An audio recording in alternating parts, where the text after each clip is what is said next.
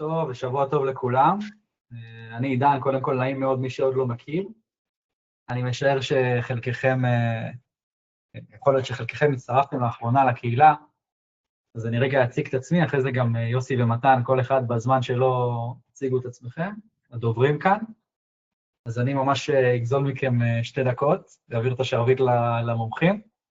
אז אני, קודם כל, מהנדס אזרחי, לפני 5 חודשים הקמנו את הקהילה, רואים פה מאחורי את הלוגו של הקהילה שלנו, זו קהילה של מילואימניקים.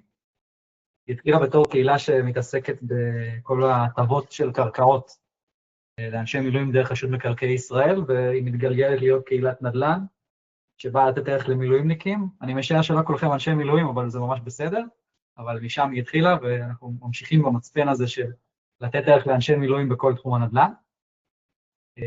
אז אנחנו באמת עושים את זה 5 חודשים, מתן הצטרף יחד איתי תחת האלונקה לפני כמה שבועות טובים, ואני מודה לו על זה, כי הוא נותן כאן בעצם רוח גבית שאפשרה להיכנס לכל הנושא של דירה בהנחה.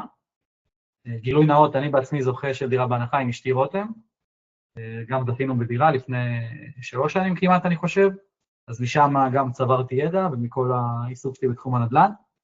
אז בעצם כל מה שאנחנו רוצים היום לתת לכם בוובינר, לתת לכם ערך, לענות על כל השאלות. אני יודע, כל מה שכואב לכם, הייתי בכל הסרט והבלבול שאתם נמצאים בו, אני משער שרובכם זכיתם עכשיו.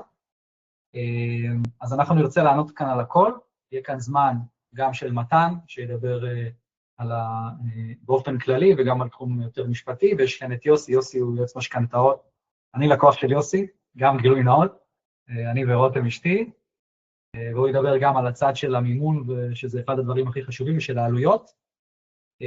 וזהו, אז מקווה שייתן לכם ערך, תהנו, תהיה הקלטה, ויהיה גם סיכום של כל הדברים, וגם אנחנו בעצם רוצים שתצטרפו לקהילה שלנו, לוואטסאפ, אנחנו רוצים להיות זמינים עבורכם בוואטסאפ, שזה יהיה מעטפת, מקום שאתם מקבלים תשובות בלייב, אנחנו רוצים לעשות את זה מכאן והלאה אפילו יותר טוב, וזהו, מתן אני מעביר אליך, ותהנו, ומקווה שייתן ערך. שלום לכולם, נעים מאוד, שמי מתן. טוב, אני הבטחתי שהוובינר לא יהיה חופר ושהוא יהיה ענייני, אז ישר ולעניין. קצת על עצמי, אני בן 30, נשוי, אני מפקד מחלקה במילואים, בהנדסה קרבית, 2 האחרונות, עזה, לבנון, כל הסיפור, ברוך השם. הכרתי את עידן ב-day one של הצבא, וראיתי ככה שהוא מתקדם עם הקהילה, ורציתי גם לעזור ולתת ערך. אני בוגר תואר במשפטים, עוד 2.5 שבועות אני ניגש למבחני הלשכה, אז בעזרת השם עוד 2.5 שבועות אני עורך דין, ועברתי בנדל"ן בערך ברוב התחנות. עבדתי בחברת יזמות אחרי הצבא, אפילו בחברת חומרי בניין, בתיווך, נגעתי בתיווך, עשיתי טרום התמחות במשרד עורכי דין שמתעסק ברשות מקרקעי ישראל, שמפה הידע גם בפרויקט של הקרקעות, וסיימתי לא מזמן התמחות במשרד עורכי דין שהוא מהטופ של הנדל"ן בארץ, שהיו לנו יזמים גדולים כלקוחות, ששם בעצם הכרתי את העולם של הדירה בהנחה. היינו מחתימים את כל זוכי המחיר למשתכן, מסבירים להם על החוזה, מסבירים על הפרויקט, על הכל ממש, אז שם באמת התגלחתי על הנושא הזה. הכנתי לכם איזה מצגת קטנה, שתוכלו באמת ככה לראות ולהבין. המצגת היא נוגעת בדברים שרלוונטיים אליכם. אני אומר פה, יש לכם, מי שבקהילה, יש לכם את המספר שלי, המספר שלי תכף יפורסם. יש שאלות, אני מילואימניק, אתם מילואימניקים, ויש לי ידע שאלה שבשבילכם שווה 2 בדיקות, בשבילי זה 4 שניות רק לכתוב את ההודעה. תרגישו בנוח לשאול אחרי זה בכיף, אני אשמח לעזור. אז אני משתף את המצגת, נרוץ על המצגת, זה כמה נקודות שהן כן בשבילכם רלוונטיות לדעת, לשים לב, לשים בראש, כדי קצת לדבר את השפה. שלום יוסף, אני בדיוק מסביר שאני פותח מצגת מעניינת תכף, כדי שתוכלו לדבר את השפה של המחיר למשתכן, ואולי לשלוח אתכם עם משימות הביתה. אז אני משתף ברשותכם.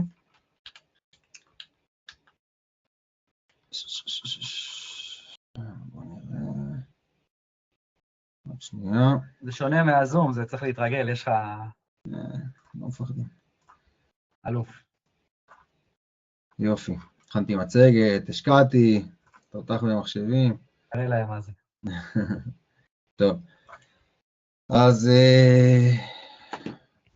זה עובד? רגע. זה עובד, רואים. תחזור רואים? לראשון. יופי. כן. לא, קראתי לה בשם יפה. אז קוראים למצגת מה עכשיו? בסדר, לא זוכר מחיר משתכן. אז מבחינת הצד המשפטי, אני רוצה להסביר לכם רגע על החוזה. אתם תבואו לחתום על חוזה, אני רגע קופץ כרונולוגית קצת שלב אחד קדימה. כשתבואו לחתום על חוזה, אתם חותמים על חוזה שהוא כן אתם מול היזם, אבל המדינה, מחיר המשתכן זה פרויקט של המדינה. ההנחה נובעת מזה שהיא נותנת ליזם את הקרקע במחיר מוזל. קרקע של המדינה, מכרז, היזם זוכה במכרז, מקבל שכל בית, כל דירה לבנות עולה לו מאוד זול. מכאן הם אומרים לו, תשמע, אתה 75%, 80% מהדירות, לדירה בהנחה, אתה לא לוקח יותר מ-X כסף למטר. מפה נובע המחיר הזול. אתם צריכים להבין שבגלל שזה פרויקט ומבצע של המדינה, אין עכשיו שהיזם יעשה חוזה ויתקע אתכם בסעיפים שלא תדעו לצאת מהם. יש חברה מבקרת שקוראים לה אשד, היא עוברת על החוזים ומאשרת אותם. אז החוזה שלכם הוא קודם כל, לפני הכל, אחיד, אי אפשר לשנות בו מילה, הוא הוגן, הוא לטובתכם והוא מגן עליכם, בסדר? הוא יותר פרו האזרח הקטן, אז אין לכם על לבוא עם עורך דין. זה לא המלצה, אין מי שבא עם עורך דין מבזבז את הכסף. בסדר? מדי פעם זרקו לי איזה אימוג'י ככה, שנראה שאני לא חופר ושאני איתכם. נקסט. יופי, כל הכבוד לישי וססון, כל הכבוד. וואי, זה אהבה. טוב, מחירה. רוב הדירות הן להשקעה, אני ממזכרת בתיה, לא זכיתי בהגרלה האחרונה, לא נורא, התחתנתי לא מזמן, זה פעם ראשונה, הכל טוב. רציתי יבנה, אני לא גר ביבנה, לא רוצה לגור ביבנה, למרות שזה אחלה של מקום, אז מה שמעניין אותי זה לראות את זה כדירה להשקעה, אז אני יכול למכור את הדירה בשתי אופציות, או 5 שנים מיום קבלת מפתח, ביום שהיזם אמר לי הדירה מוכנה, או 7 שנים מיום הזכייה. זאת אומרת, אם זכיתי בשבוע שעבר, החל משבוע שעבר, התחיל לתקתק השעון. זה יותר רלוונטי לנו בארץ ישראל, בגלל שלהוציא היתר לוקח 2 לחתום, להתחיל בנייה, מתחייבים בדרך כלל 36 חודשים, אנחנו כבר ב5 שנים, כך שנה, חצי שנה, עיכובים, כל מיני שטויות, בסוף אתה תקבל מפתח, תוך שנה אתה כבר עברו 7 שנים מיום הזכייה, אז זה הרלוונטי יותר לנו, בסדר? יופי. אם הדירה להשקעה, לבדוק כמה דברים ולהיות מקצוענים. מה זה מקצוענים? לא אומר שאתם צריכים לעשות תואר בנדל"ן. להיות מקצוענים זה להבין את הסיכונים, להבין מה מולי, מה נגדי, ולהיות מה שנקרא רציניים. תבדקו כמה שכירות באזור, איזה דירה מעניינת אתכם, אתם מסוגלים כלכלית לדירת 5 חדרים, כדאי לכם דירת 5 חדרים. יכול להיות שאם דירת 3 חדרים ו5 חדרים נמכרות בשוק חופשי ב1,000,000 שקל יותר, וזה נטו להשקעה ובשביל לעשות את הפליפ הזה, אז אם זה 1,000,000 שקל רווח פה ופה, אז זה לא עניין של אחוזים, זה עניין של כסף. זאת אומרת שאם תקנו 3 חדרים ו5 חדרים, אין באמת הבדל, תעשו את הבדיקות. אתם צריכים להעריך לזה שאם אתם רוצים לשחרר את הדירה לשכירות ולא לגור בה, באותו יום שאתם תקבלו מפתח, כל הבניין יקבל מפתח, צריך להעריך לזה מציאת שוכר מוקדם, מחיר להתחלה לשנה ראשונה, שדרוגים עליכם, לא יודע, מזגני, מה שאתם רוצים, אבל מה, תהיו מקצוענים, תחשבו על זה שביום קבלת המפתח, עוד הרבה מפתחות יחולקו. בסדר? להשקיע זמן במאמץ בלמידת השוק ובבחירת הדירה. תכף ניגע בבחירת הדירה. משכנתא ויועץ, זה השלב הבא שלנו פה בזום, תכנון פיננסי ולקיחת משכנתא בצורה חכמה, תכף אתם נעמיק בזה. התשלום הראשון, יורד איתכם קצת למשפטי כדי שתדעו. יש חוק מחר דירות, אני לא אחפור, אבל פרויקט שכזה, ביום החתימה אתם משלמים 7%. אתם לא משלמים את זה ליזם, אלא אם כן יש לו ליווי בנקאי כבר, אתם משלמים את זה לחשבון נאמנות של משרד עורכי הדין, של היזם, אני לא נכנס יותר מדי לפרטים, אבל אתם משלמים 7%, וברגע שהיזם לקח ליווי זה אומר, הוא הלך לבנק, אמר לבנק, תשמע, אני בונה פה 9 בניינים, אני צריך מימון, לך זה טוב, לי זה טוב, בוא תן מימון, ברגע שיש מימון, הבנק יודע לשמור על הזכויות של הרוכשים, כדי שלא יהיה חפצי בה כמו לפני 15 שנה, ומי שרוצה בגוגל בכיף, וככה בעצם שומרים עליכם. אז אתם משלמים 7%, אתם משלמים ביום החתימה, ואם יש לכם, אם יש כבר ליווי בנקאי, אז תוך 45 ימים, אתם משלמים עוד 13% ומשלימים ל-20. ברגע ששילמתם 20%, אתם לפי לוח התשלומים, שנקרא נספח ג', מועדי התשלום בעצם, לפי היזם, לא לחץ, אתם תקבלו את מועדי התשלום ביום החתימה על החוזה, תלכו עם זה ליועץ המשכנתאות, והוא יתכנן אתכם את המשכנתה. זה לא ייצר לכם לחץ, זה בדרך כלל כל 6 חודשים, לוקח זמן גם עד לליווי, הכל טוב, לא להיות בלחץ, אבל זה ייצור לכם ודאות. הכנה ליום הבחירה, זה הנושא הכי קריטי בשבילכם. יש הבדל מהותי, של יכול להגיע גם עד 100,000 שקל או קצת יותר, בין בחירה טובה של דירה לבין בחירה לא טובה של דירה. מה הכוונה? באותו פרויקט, אם אתם באים ככה חלפלפ מה שנקרא, ולא בודקים מה כיוון השמיים, איפה היציאה מהבניין, לאן הדירה שלי צופה, ואני פשוט בוחר את הדירה הזאתי, לא בהכרח זה יהיה לטובתכם. שוב, להיות מקצוענים זה משהו שאתם צריכים לקחת על עצמכם, תנסו לדף של, קודם כל תראו מי היזם, תראו אם זה מתאים לכם בכלל. אני מכיר את היזם הזה, אני לא מכיר את היזם הזה, זו חברה שהיא, סתם דוגמה, נוף הגליל, חברת יורודרייב. מה זה יורודרייב? חברה של השכרת רכב. לא בטוח שהם רוצים להיכנס לנדל"ן, ויכול להיות שהם רוצים לזכות במכרז ולסחר את הזכות הזאת. זה גם יכול להיות, אני נתתי דוגמה, יכול להיות שהם אחלה של בנאים חדשים, והם הכניסו שם מחלקת נדל"ן חזקה. אבל לדעת מי היזם זה משהו שהוא רלוונטי, ובהמשך יהיה גם דף פרויקט באתר של היזם, לראות את התוכניות, לנסוע לשטח אפילו, לא בושה, לנסוע לשטח, להרגיש, להסתכל בעיניים, לראות שזה באמת לא כמו התצה או כן כמו התצה, איזה אזור, איזה כיוון שמיים מתאים לדירה יותר טובה, והכי חשוב בסוף, תפורסם רשימת הדירות, לבחור לפחות 10 דירות פוטנציאליות, לחבר את זה עם המיקום שלי בתור, אם יש 186 מקומות בקריית עקרון, ואני מקום 185, סביר להניח שגם אחרי כל הביטולים, אני לא אהיה ראשון בתור.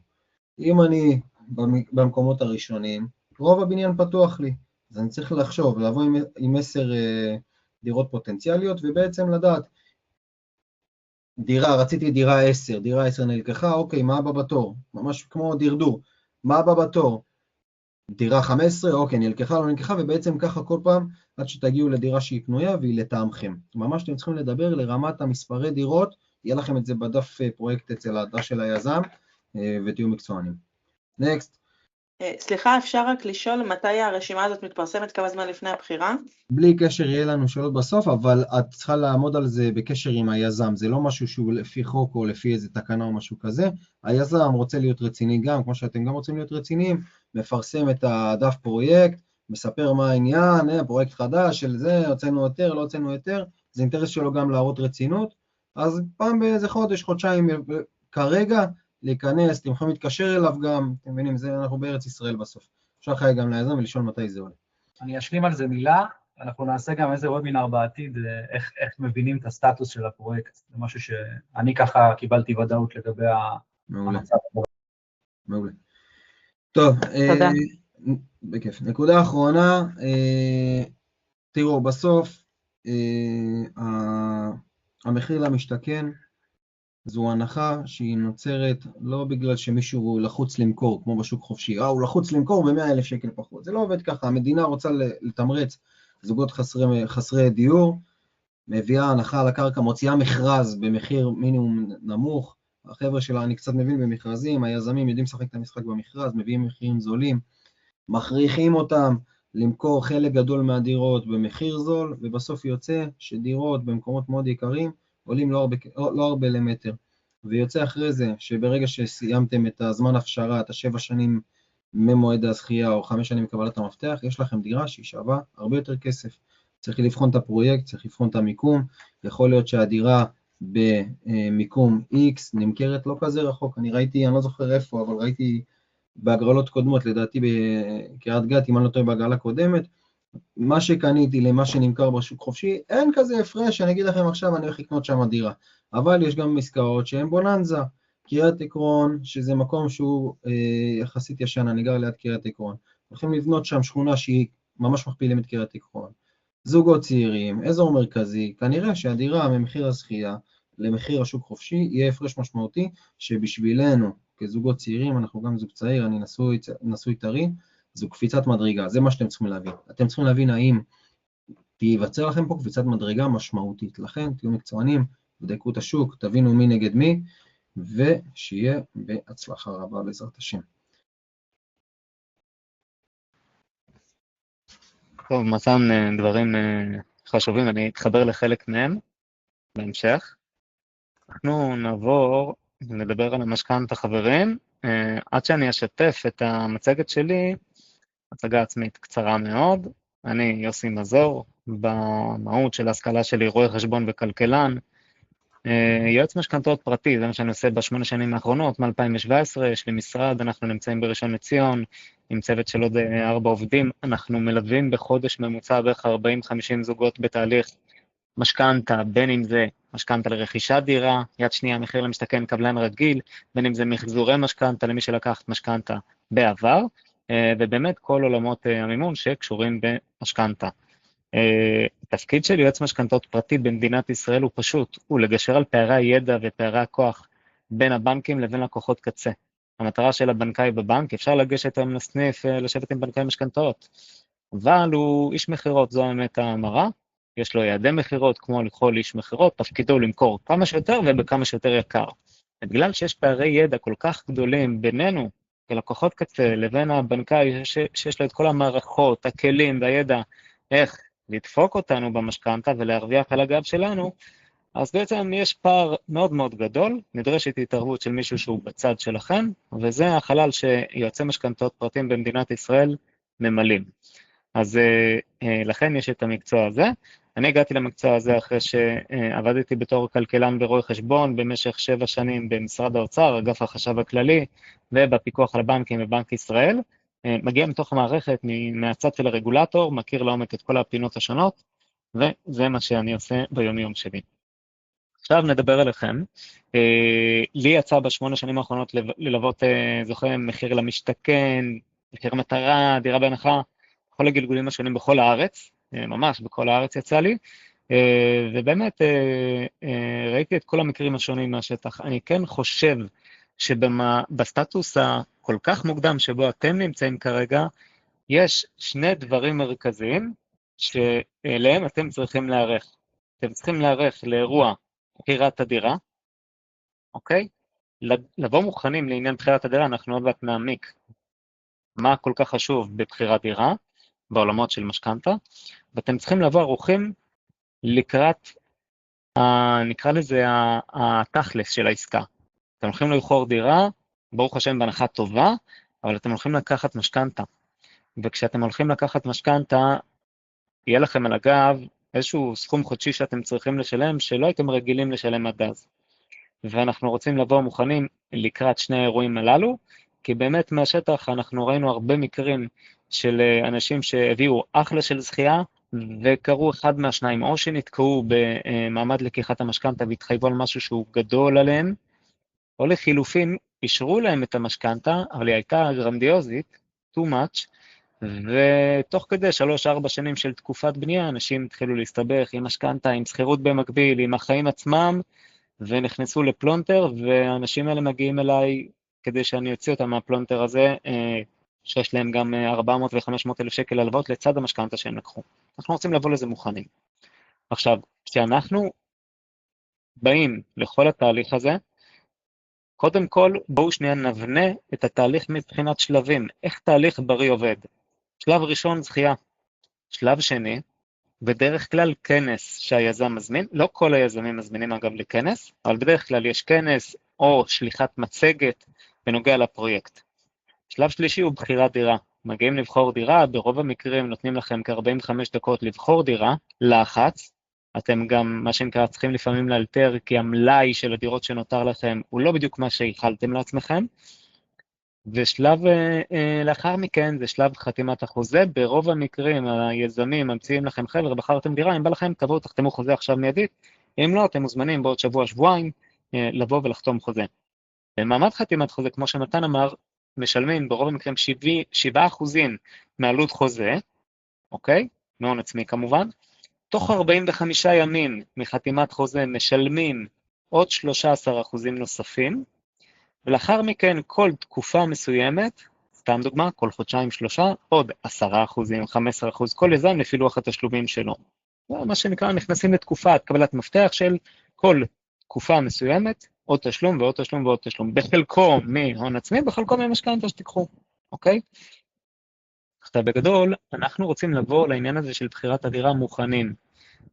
איזה דירה נבחר? חבר'ה, נניח שבפנטזיה שלכם, ונניח שזכיתם באזור ביקוש, בסדר? באר יעקב, רעננה, עכשיו היה באזורים מדהימים, אבל גם דירות יקרות. אתם צריכים להבין בשלב ראשון איזו דירה אתם יכולים לקנות, כאשר התקציב שלכם לקניית דירה מורכב מהון עצמי וממשכנתא. הון עצמי זה כמה כסף יש לנו, נזיל, פחות נזיל, כזה שתנזילו בהמשך, כזה שתחסכו עד אז, נכון? יכול להיות שיקח 2-3 עד שיקראו לכם לבחור דירה. ויש אנשים שחוסכים, עד אז אפשר לחסוך. בעצם אתם צריכים להבין כמה הון עצמי יהיה לכם במעמד חתימת חוזה, עזרה מהורים, קרנות השתלמות, כל הגורמים השונים שיכולים להנזיל אותנו לקראת רכישת הדירה. וב' צריך להבין שלא כל ההון העצמי הנזיל שיש לנו הולך לשמש אותנו באופן טהור לרכישת הדירה. יש כמה דברים שאנחנו צריכים לשרן כסף בצד בשבילם. אנחנו צריכים להבין שיש דבר שנקרא מדד תשומות בנייה. מדד תשומות בנייה זה כמה עולה ליזמים לבנות, תכלס בפועל. זה מדד שמתפרסם אחת לחודש, וככל שהמדד הזה עולה, החוב שלכם כלפי היזם עולה, כי הם מצמידים את מחיר הדירה למדד תשומות הבנייה. והרבה פעמים אנחנו רואים שלאורך 3 שנים, ברוב המקרים זה 3 שנים, של הבנייה מצטברים כעשרות אלפי שקלים על מדד תשומות בנייה. זה יכול להיות 30,000 שקל, וזה יכול להיות 150,000 שקל. ראיתי כבר הכל מהכל. עכשיו, הבנק, אתם לא יכולים לבוא לבנק והוא בדיעבד יגדיל לכם את המשכנתא כי המדד יתנפח. אתם צריכים להיות ערוכים לקראת זה. ולכן ההמלצה היא חד משמעית להשאיר כסף בצד לטובת האירוע הזה. בנוסף יהיו עלויות כניסה, שדרוגים, ריהוטים, צריך להבין מראש איך הולך לראות את התזרים שלכם עם סכום המשכנתא שתיקחו, ההחזר החודשי שיהיה עליו, וכל הוצאות המחיה השוטפות שלכם, כי אתם הולכים לקראת תקופה של בערך 2-3, גם משכנתא וגם שכירות, ואתם רוצים לוודא דבר אחד מאוד פשוט, שאתם לא נכנסים לגירעון באותה תקופה. גירעון זה מצב שההוצאות עולות על ההכנסות. אנחנו לא רוצים להיות שם. אנחנו רוצים להבין בצורה אחראית, שגם עם משכנתא על הראש, אנחנו יודעים לחיות בצורה מאוזנת בלי להסתבך בחיים האלה. זה חלק מהשיקולים, איזה משכנתא אנחנו רוצים לבקש מהבנק, ואיזה סכום של דירה אנחנו יכולים להרשות לעצמנו. אוקיי? מס רכישה, חבר'ה, צירפתי פה סימולטור של מס רכישה, מאתר רשות המיסים, נהוג לחשוב שאין מס רכישה על דירה ראשונה, זה לא נכון. אין מס רכישה עד סכום של 1,978,000 שקלים, החל מאותו סכום, מתחילים לשלם מס רכישה במדרגות. ככל שעלות הדירה יקרה יותר, כך אחוז מס הרכישה שנשלם יהיה גבוה יותר, ואני רואה לנכון לצרף את זה פה, כי בהגרלה הנוכחית היו פרויקטים באזורי ביקוש מאוד יקרים, יהיו שם דירות שיעלו יקר. כל הדברים האלה אנחנו צריכים להיערך אליהם מבחינת ההון העצמי, ולכן ההון העצמי שיש לכם הוא ההון העצמי שיש לכם, בניכוי כסף שאתם צריכים לשים בצד וכל המסביבים. עכשיו, זה ההון העצמי האמיתי שיהיה לכם. אם במידה ואתם רואים שלמרות סכום המשכנתא המקסימלי שהבנק יהיה מוכן לאשר לכם, חסר לכם הון עצמי, ואתם מאוד מאוד רוצים ומאמינים ביכולת שלכם, אגב, לעמוד בזה, לקנות דירה יקרה, אז בעצם יש פתרונות מימון, שחשוב לדעת שהפתרונות האלה קיימים. יש הלוואות משלימות, יש אפשרות לזוגות שהם מרוויחים מצוין, פשוט אין להם כרגע את הסכום הנזיל הזה, הגבוה, אבל מרוויחים מצוין וחוסכים מצוין, 10-15 אלף שקל בחודש, אז בעצם אפשר לאשר שהמשכנתא תיכנס לפעולה כבר באמצע התהליך, כי בדרך כלל משכנתא היא כסף אחרון. אוקיי? הבנק אומר לכם, חבר'ה, קניתם דירה ב1,000,000, אתם מביאים 200,000 שקל הון עצמי, את ה-800,000 שאנחנו נותנים כמשכנתא, אנחנו נביא אחרי שהוכחתם לנו ששילמתם 200,000 שקלים מהון עצמי. אממה, אפשר לאשר שהמשכנתא תהיה כסף אמצעי, ואז זוג כזה שמרוויח מצוין, חוסך מצוין, אבל אין לו את כל ה-200,000 שקל כרגע. אפשר לאשר שהוא ישלם 100,000 שקל מהון עצמי, הבנק ייכנס באמצע עם כספי המשכנתא, ובתשלום האחרון הזוג ישלים את ה-100,000 שקל האחרונים לקבלן מההון העצמי שהוא יחסוך במהלך אותה תקופה. אוקיי? יש אפשרות לאשר הלוואת משכנתה על הבית של ההורים, זה נקרא הלוואת נידוניה בשפה המקצועית, זה משכנתה כעזרה לילדים בקניית דירה, ההורים הם הלווים, ההורים הם המשכנים. יש הלוואות על חשבון קרנות פנסיה, קרנות השתלמות, עובדי מדינה זכאים להלוואות מיוחדות בריביות מיוחדות. בנוסף, כשאנחנו זוכים בהגרלה בפרויקט שנמצא בפריפריה, יש פרויקטים מסוימים שמזכים במענק מקום, מה שנקרא, בפריפריה. 40,000 שקלים, 60,000 שקלים ברוב המקרים, גם אותו סכום של מענק נחשב כחלק מההון העצמי. עכשיו, תכלס, כמה צריך להביא הון עצמי? בגדול במדינת ישראל, אנחנו יכולים לקבל משכנתה בגובה של עד 75% משווי הנכס. זאת אומרת, קניתי דירה במיליון, היא שווה מיליון, אני יכול להביא מינימום של 250,000 שקלים הון עצמי, 750,000 שקלים בכפוף לזה שהבנק יבדוק אותי ויש לי יכולת החזר, הוא יאשר לי ויביא לי, אוקיי?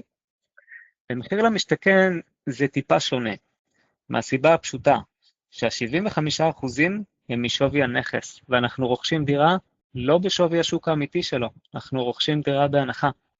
ואז יכול להיווצר המצב הבא. יכול להיות שאני קונה דירה בעלות, בחוזה לקבלן, היא 1,500,000 שקלים. שווי השוק של הדירה האמיתי הוא 1,800,000 שקלים. ולכן, החישוב של הבנק יהיה עד 75% מ1,800,000 שקלים. מה שאומר 1,350,000. ואם הדירה עלתה 1,500,000, אז אני צריך להביא את אותם 150,000 שקלים שהם הפער בין 1,350,000 ל1,500,000, ובסופו של דבר מדובר בסכום שמבחינת אחוזים הוא הרבה פחות מ-25% משווי הנכס, אוקיי? כלומר, מעלות החוזה האמיתית, סליחה. עכשיו, יש לזה כל מיני הסתעפויות לעניין הזה, יכול להיות שהדירה תעלה 1,500,000, שווי שוק יהיה 2 מיליון שקלים, זה לא אומר שאני אוכל לקבל 100% ממה שנקרא מעלות חוזה כמשכנתה, אלא הכלל אומר שצריך להביא לפחות 10% מהון עצמי, 10% מעלות הדירה, חבר'ה, אוקיי? כלומר, לצורך הדוגמה שהעליתי, 1,500,000 שקלים, 10% מזה זה 150,000 שקלים. במקרה, אם שווי הנכס 1,800,000, 75% מ1,800,000 זה 1,350,000, אבל אם הנכס היה שווה 2 מיליון שקלים, 75% מ2 מיליון שקלים, זה 1,500,000, זה לא אומר עדיין שאני יכול לקבל 1,500,000 משכנתה, אני חייב להביא עדיין את 10% מעלות הדירה מהון עצמי, וכל השאר ממשכנתה, אוקיי? עכשיו, בגדול בנכסים שעלותם עד 2.1 מיליון שקלים, האלמנט הזה שתיארתי עכשיו מתרחש, בודקים מה שווי השוק של הנכס, מתוך זה עד 75%, כל השאר יהיה ממשכנתה.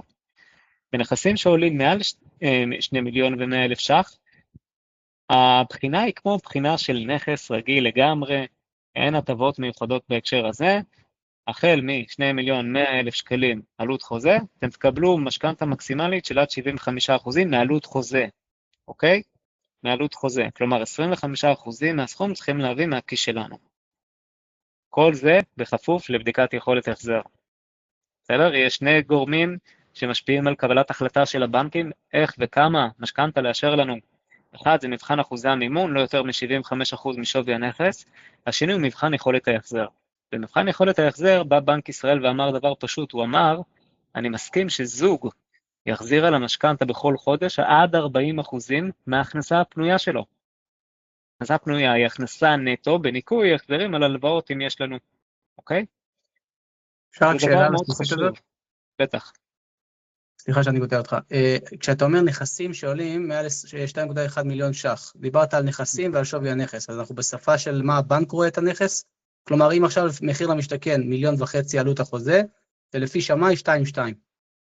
אני מדבר עלות חוזה. נכסים שעלות חוזה היא מעל 2,100,000 ש"ח, אז הבחינה שלהם מבחינת אחוזי מימון, תהיה כאילו זה נכס רגיל לכל דבר ועניין, בלי ההטבה של מחיר למשתכן, שטוענת שאפשר להביא לפחות 10% הון עצמי וכל השאר משכנתה.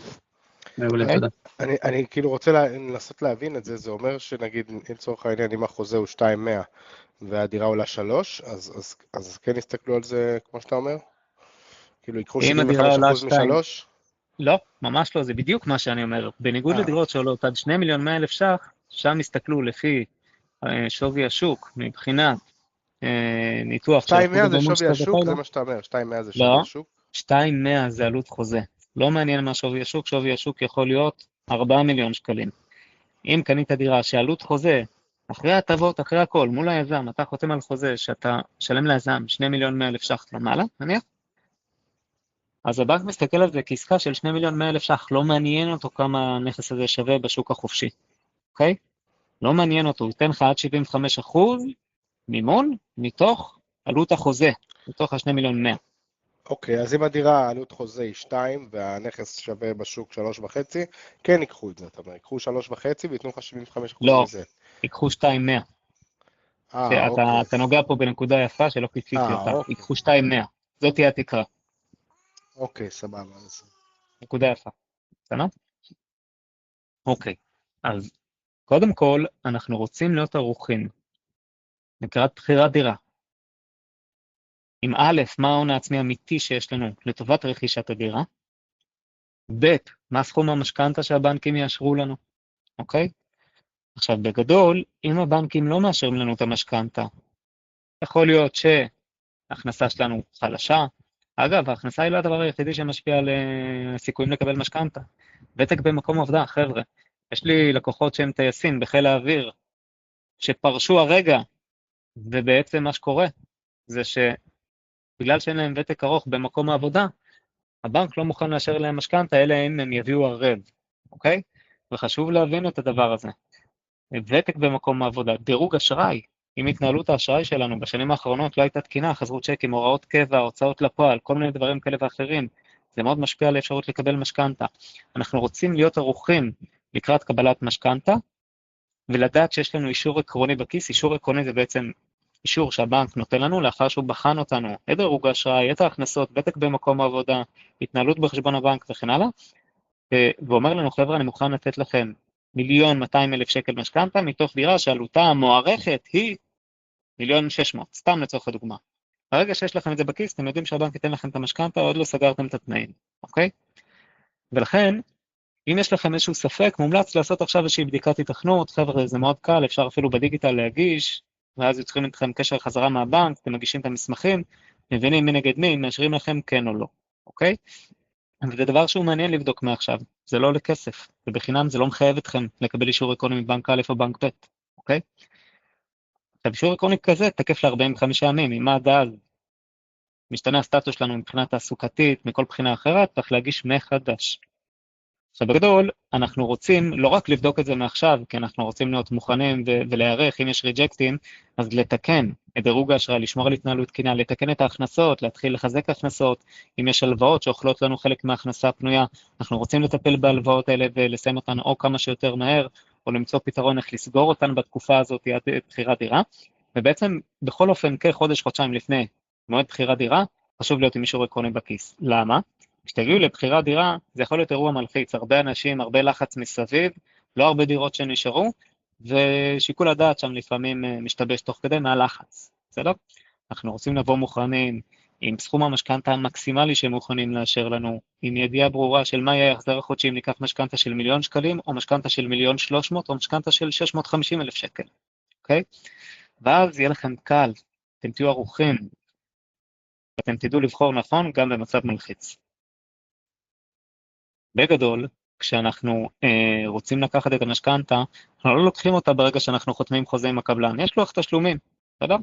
עכשיו, כשאנחנו רוצים לעשות עסקת משכנתא, יש שלב מקדים, לפני חתימת חוזה, שזה שלב האישור העקרוני, הוא לוקח כשבוע, 10 ימים, שבועיים מקסימום, לקבל אישור עקרוני, אז מתקדמים לחתימת חוזה מול הקבלן, 7% ראשונים במעמד חתימת חוזה משלמים מהון עצמי, ולאחר מכן, החל מהתשלום השני, שהוא 13% מעלות הדירה, אפשר לשלם את חלקו ממשכנתא או גם אותו מהון עצמי. את התשלום הזה צריך לשלם תוך 45 ימים מחתימת חוזה. עכשיו, מי שמביא, כמו בדוגמה שנתתי מקודם, דירה עולה 1,500,000, מביא 150,000 שקל, 10% מהון עצמי בלבד, אז בעצם יש לו לחסות את ה7% הראשונים במעמד חתימת חוזה, ואת ה3% מתוך ה13% של התשלום השני. כלומר, כבר 45 ימים מחתימת חוזה, הוא יצטרך להשתמש בכספי משכנתא על 10% מתוך ה13% שהוא צריך לשלם לקבלן. עכשיו, איך עובדת עסקת משכנתא? שלב ראשון אישור עקרוני, הבנו, עושים את זה לפני חתימת חוזה ובחירת דירה. השלב הבא הוא בעצם לתכנן איך אנחנו רוצים לקחת את המשכנתה, ריבית קבועה, ריבית משתנה, צמוד למדד, לא צמוד למדד, 30 שנה, 20 שנה, תחנות יציאה, לא תחנות יציאה, מה יהיה ההחזר החודשי? כל הדברים האלה הם מה שנקרא תכנון פיננסי ותמהיל מסלולים, עוד דקה אנחנו מסיימים, ובעצם לאחר מכן מתקדמים לתחרות ריביות, אחרי שבנינו את התוכנית המימונית, מתקדמים לתחרות ריביות שלוקחת כ3 שבועות, לאחר מכן פרוצדורה משפטית של החתמות היזם, ביטוח משכנתה וכן הלאה וכן הלאה, בסדר? ולכן כבר לתשלום השני אנחנו יכולים להיות ערוכים עם כספי משכנתה מוכנים, אם פועלים בזמן, אוקיי?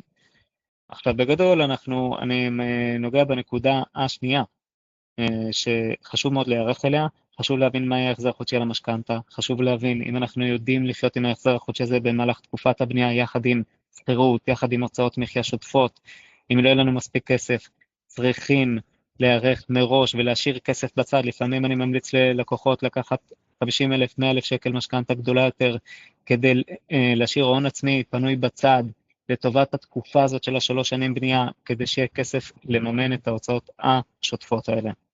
חברים, נקודות אחרונות, טס בתוקף זה חובה למי שבא לחתום על משכנתה, לא מקבלים לא דרכון, לא רישיון, תהיו עם טס בתוקף, וצריך להיערך לזה מראש, כי במדינת ישראל לוקח חצי שנה לקבל תור במרשם האוכלוסין. דירוג אשראי תקין, לשמור על זה, אחרת זה גורר אתכם לעולמות של משכנתה חוץ בנקאית שהיא יקרה יותר. שכירים מבקשים מהם בדיקת הכנסות של 3 איך אפשר לבדוק מה הדירוג האשראי שלי כרגע? אפליקציית קפטן קרדיט או להוריד דוח BDI. בסדר? עצמאים, בדיקת הכנסות אצל שכירים זה 3 תלושים אחרונים, זה קל, אצל עצמאים בודקים הכנסות 3 שנים אחורה, ולכן זה סופר רלוונטי לעצמאים. חברים, אם אתם עצמאים, אפילו אם אתם מכניסים חלק במזומן, תתחילו להצהיר על יותר הכנסות, כי הבנק הולך לבדוק אתכם 3 שנים אחורה. בסדר? בלי הנחות, לכן צריך להצהיר על הכנסות כמה שיותר חזקות. אם יש שאלות, זה הזמן. חברים, תודה רבה על ההקשבה. יוסי, אתה דילגת על איזה שקופית, אתה יכול לחזור רגע לשקופיות רגע אחורה? אם דילגתי זה לא קריטי. רגע, לא, תעלה עוד חזק, עוד אחת, זה, אוקיי, פתרונות מימון, שילוב ערב ודמי שכירות צרוף, אוקיי. אם הבנק לא מאשר לנו את תחום המשכנתה שאנחנו רוצים, יש מספר פתרונות על מנת כן להתגבר על זה. אם ההכנסה לא מספיק חזקה, אפשר לשלב ערב. קרוב משפחה מדרגה ראשונה, הבנק יכול להתחשב גם בחלק מההכנסה שלו לטובת חיזוק יכולת ההחזר שלנו. בנוסף, לפעמים יש הרבה משחקים, הרבה פתרונות יצירתיים כדי להתגבר על חוסר ביכולת החזר.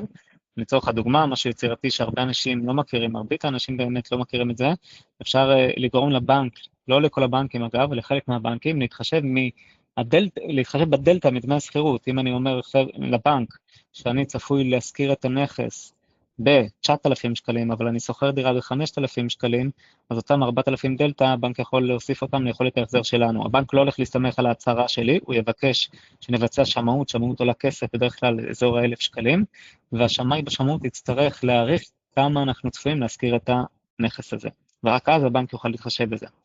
הצמדה למדד, משכנתה צמודה למדד שהיא יקרה יותר ומסוכנת יותר בטווח הארוך, אבל אפשר לקבל אותה בריבית נמוכה יותר ב-day one, והחזר חודשי נמוך יותר ב-day one, לפעמים היא זו שמעבירה זוג את הרף של בדיקת יכולת ההחזר, על סכום המשכנתה שהזוג מבקש, ואם לא היינו מצמידים למדד, זה היה בהחזר חודשי התחלתי גבוה יותר, ואז הם לא היו עוברים את זה עושים רק אם אין ברירה, כי הצמדה למדד היא דבר רע לטווח ארוך.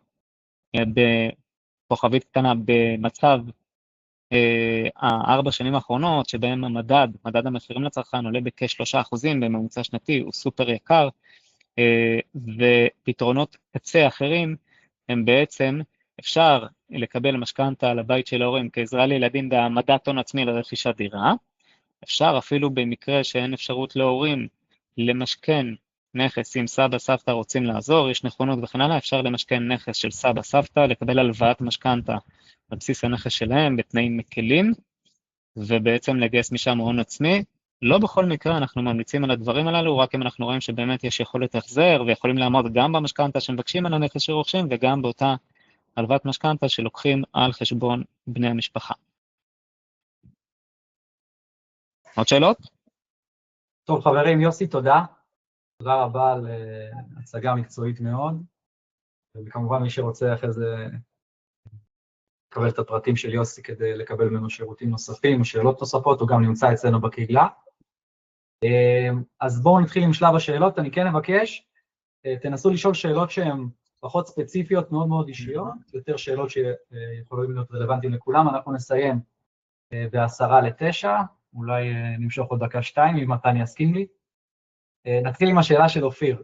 אופיר כתב בצ'אט, האם בכל אופן, יוסי זה בשבילך אני חושב, תמיד היית ממליץ לקחת משכנתה, במידה ויש לי את ההון העצמי המספק כדי לקנות את הדירה, עדיין עדיף לקחת משכנתה על הדירה? אז זה שאלה שהתשובה שלה היא תלוי מי אתה. יש אנשים שאם הם לוקחים משכנתה או הלוואה של 10,000 שקל, הם מתגרדים, הם לא ישנים בלילה, הם לא אוכלים עם זה, בסדר? ויש אנשים שרק תן להם להתמנף. יש לי זוג שזכה במחיר למשתכן, יש להם מעל ומעבר, יכולים לקנות 2 דירות בלי הון עצמי, אוקיי? ולקחו משכנתה על הדירה של מחיר למשתכן, ושבוע אחרי שהם חתמו חוזה על הדירה של מחיר למשתכן, והם פתאום יכולים לקנות עוד דירה בלי להידפק, בלי לאבד את הזכאות, הם קנו עוד בית, הם קנו עוד בית ב7 מיליון שקלים, ובאמת מה שנקרא, הם פיזרו את ההון העצמי ואת המשכנתה שהם לוקחים בין שני הנכסים. תלוי, המשכנתה נחשבת מימון זול, בהגדרה, גם היום כשהריביות יקרות, היסטורית, עדיין עם מימון זול, אפשר היום לקבל משכנתה בריביות של בערך 4.5-5%, מי שיש לו פרופיל של משקיע יכול לקבל תשואות ממוצעות של כמה חבר'ה, אתם משקיעים יותר טובים ממני, 10%, 8% ממוצע שנתי של S&P 500, כל אחד לשיקולו, משכנתה נחשבת מימון זול ובריא, ומי שיש לו את ההתלבטות תמיד יכול לקחת את המשכנתה ואחר כך להתחרט ולפרוע אותה מוקדם. יכולים להיות כנסות מסוימים, אבל זו אופציה שתמיד עומדת לרשותנו. אני גם אגיב על זה, אופיר ברשותך. מהבחינה העסקית, זאת אומרת, יצא לי לעבוד עם לקוחות שיכולים במה שנקרא במזומן לקנות כמה וכמה דירות, הם כן מעדיפים להתמנף. בסוף, למחיר למשתכן יש הגבלה עד ליום חתימת החוזה. זאת אומרת, עד שיקראו לך לחתום, נגיד זכית שבוע שעבר, בין כמעט 2 למהירים, עד 3 בערך לממוצעים, עד אז אתה לא יכול לקנות כלום. יכול להיות שאם יש לך זיקה לנדל"ן, יש לך מישהו מהבית עם זיקה לנדל"ן, שכרת מישהו שידע לאתר לך עסקאות טובות בסמוך למועד. יכול להיות שמרגע החתימה, שמה שנקרא הכל פתוח, לקחת משכנתה, יש לך עוד בצד, מה שנקרא, שמת 25% למשכנתה או 10% במקרה הזה, יש לך עוד הרבה כסף פנוי להשקעות שהן יכולות ללכת לכל כיוון. אני לא מדבר על השקעות S&P וכאלה, אני יותר מהעולם של הנדל"ן, אבל שווה לבחון את זה, ומי אתה, כמו שיוסי אמר, זה הכי נכון. בא לך להיכנס לעולם הנדל"ן, יש לך איזה זיקה, אתה היית רוצה להפוך לאיזשהו משקיע פרטי, אתה יכול לממן עוד איזה דירה, עוד איזה נכס, אז זה משהו שהוא עסקית, זה משהו שאתה גם צריך לחשוב עליו, לא בהכרח מימונית. תודה על התשובות, אני גם אשלים ממש במשפט. אופיר, אם אתה עושה חשבון כלכלי נטו, אפשר לעשות את זה, אבל זה בדרך כלל, יש לו משתנים סובייקטיביים, כמו מה שיוסי ומתן הדגישו. בחשבון כלכלי נטו, יש איזושהי דרך מלך כזאת באמצע, כנראה כן לקחת, אבל מאוד מאוד מאוד צריך להיות תפור לחליפה האישית שלכם, ולנתונים שלכם. חיים, תסלח לי, תרשום את ההודעה שכתבת בצ'אט, בקבוצת זוכים בקהילה, אנחנו נפנה את יוסי לשאלה, זו שאלה מאוד מאוד ספציפית. עידן חיים מפלוגה ב' בגדוד שלי, אנחנו צריכים לדאוג לו. אוי ואבוי, אבל הוא יסלח לי, נכון? אז נעבור לנתי. הבנתי שיש משכנתה שאתה לוקח פעם אחת, בסוגריים, למשל מהתשלום הראשון או השני, על כל הסכום ויש אופציה לקחת משכנתה בשלבים בהתאם לפעימות תשלום. אשמח לשמוע על יתרונות וחסרונות של זה מיוסי. בגדול, אפשר לקחת את המשכנתה או בפעימה אחת, או בפעימות, לפי קצב לוח התשלומים שנקבע מול הקבלן. עכשיו, בגדול, אפשר גם וגם, בהנחה שהיזם מסכים. לפעמים יש יזמים אומרים, חבר'ה, אתם לא סוטים בשקל אחד, אתם הולכים לפי לוח התשלומים, ככה אתם משלמים לנו, ואז אנחנו מושכים את המשכנתה בפעימות. והתייחסתי לזה במצגת בשורה, אבל בעצם בכל פעימה שניקח, אנחנו נשריין ריביות אחרות, אנחנו נקבל ריביות אחרות, כי ריביות שהבנק מציע לנו בהצעה, הן בעצם תוצאה של נוסחה, עלות גיוס של הבנק, פלוס איזשהו מרווח שהבנק רוצה להרוויח עלינו. המרווח הזה קבוע לאורך כל חיי המשכנתה, עלות הגיוס היא לפי היום הנתון שבו אנחנו מושכים את הכסף. ואז יכול להיווצר מצב שמשכתי היום 200,000 מהמשכנתה, קיבלתי להם ריבית של 4.5%, אבל בעוד 3 חודשים אני אמשוך עוד 200,000 שקל, הם יהיו בריבית של 4.7%, או של 3.9%, תלוי אם הריביות יעלו או ירדו. ולכן בעצם מה שקורה זה שאם אנחנו מושכים את המשכנתה בפעימות לפי לוח התשלומים לקבלן, קודם כל מבחינת הבנק אין שום בעיה, אפשר למשוך את המשכנתה בפעימות לאורך 3 שנים, משכנתה היא בעצם מסגרת אשראי שעומדת לרשותנו, ואנחנו יכולים למשוך ממנה כמה שאנחנו רוצים, מתי שאנחנו רוצים, עד גבול מסוים, כן? לא 10 שנים, אלא לפי לוז הגיוני של העסקה. עכשיו בגדול, אם אנחנו, שימו לב, ופה זה כבר נהיה מאוד מאוד מעניין, אם אנחנו בתקופה כמו היום שבה אנחנו צופים שהריביות ירדו, לא כדאי לנו למשוך היום הכל, כי אז אנחנו מקבעים במסלול של הריבית הקבועה לפחות, יש מסלולים של ריבית משתנה, שגם אם ניקח אותם היום, הריבית שם תרד אם הריביות ירדו בעתיד, אבל במסלול של הריבית הקבועה, אם אנחנו לוקחים היום את כל הסכום, קיבלנו ריביות של היום שהן יחסית גבוהות, ואם השוק צופה שהריביות ירדו, אנחנו נרצה לקחת היום מינימום מהריבית הקבועה, כדי לתת צ'אנס שעד התשלומים הבאים הריביות הקבועות ירדו, ונמשוך את זה בריביות נמוכות יותר, אוקיי? שיקולים בעד לקחת את כל המשכנתה היום, כל שקל שאני משלם לקבלן פטור מהצמדה למדד תשומות בנייה, ולכן אם בא לי לגדר את עצמי מפני עלייה של מדד תשומות בנייה, אנחנו כמובן ניקח הכל היום ונשלם לקבלן, או כמה שיותר היום ונשלם לקבלן. יהיה מעניין לראות איפה השוק יהיה, כשאתם תגיעו בעזרת השם למעמד של נטילת משכנתה, ובאותו מועד צריך לקבל את ההחלטה, באותו מועד. כן, אני חושב שזה גם, אביבית, זה אמור לענות על השאלה שלך, תקנו אותי אם אני טועה. עידן, אולי אני אוסיף משהו אחד שלא התייחסתי אליו, הוא סופר חשוב, אנחנו לוקחים משכנתה היום, כל המשכנתה, אנחנו משלמים את ההחזר החודשי במלואו. לקחנו 100,000 שקל, משכנו בפועל מהמשכנתה, משלמים רק על 100,000 שקל האלה החזר חודשי, ואז זה נוח יותר תזרימית.